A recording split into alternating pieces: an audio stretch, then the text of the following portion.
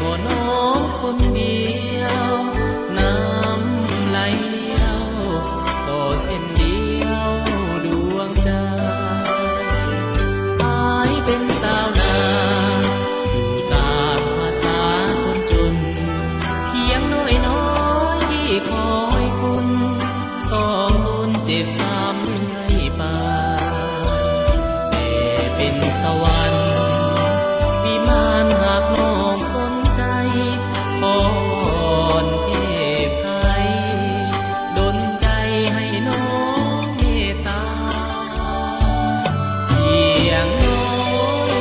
เป็นหอยซ้ำแสบหัวใจเห็น